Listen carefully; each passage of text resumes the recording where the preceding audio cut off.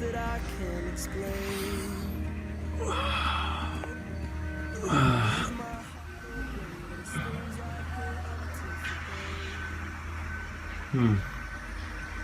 All this rain.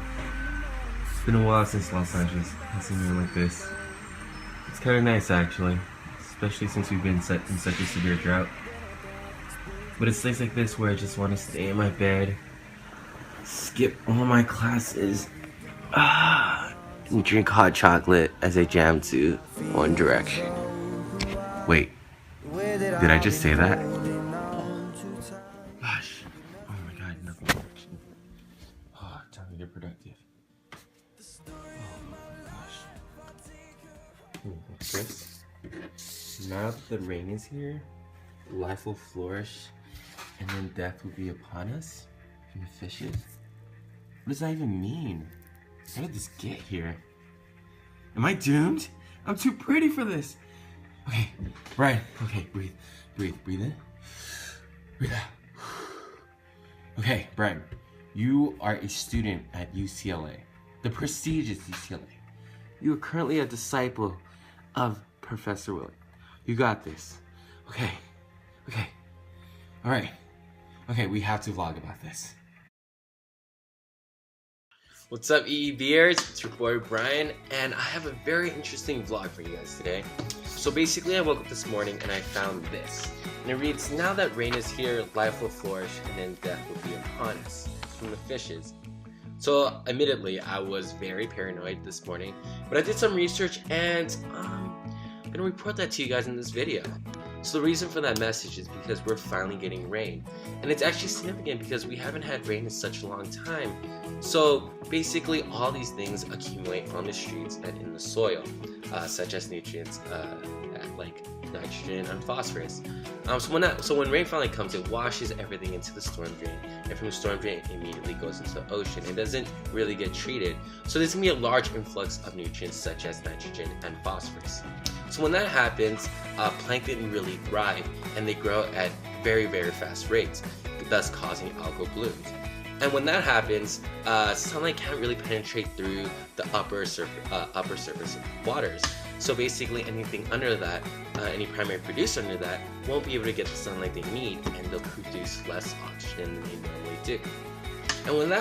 And consequently, when we look on the other side with the primary consumers, they're gonna eat, there's gonna be more food for them, so they're gonna eat more, and they're gonna consume more, and when they consume more, they respire more, and they use more oxygen.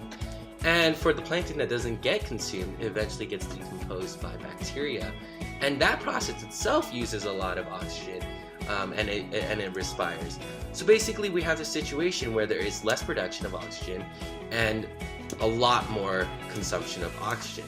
So basically that region of water is going to become a dead zone. And what happens is that region becomes anoxic and there's going to be low levels of oxygen. And that's particularly bad because a lot of fishes and a lot of organisms in the water need oxygen to thrive, to live, to survive.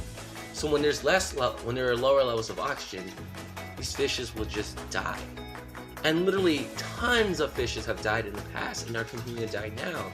So I guess this prophecy is not so bogus, and it's actually based on some facts.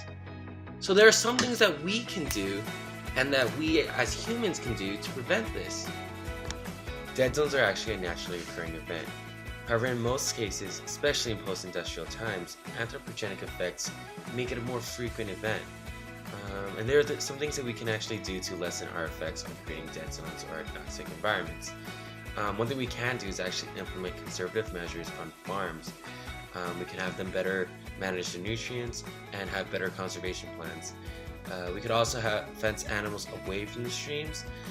We could upgrade stormwater system and sewage treatment plants by using nitrogen and phosphorus removal technology in the septic systems. We can decrease the use of fertilizers, and lastly reduce the sewage and industrial emissions. But of course there's so much more that we can do to help our environment and our oceans. So after doing some research, I learned there are so many issues facing our marine and terrestrial environments.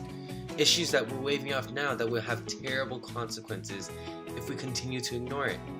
I implore you all to learn about the issues that we currently face and will face so that we can all do our part in creating a more sustainable world, one that our children, their children, and their children can live in without too many problems.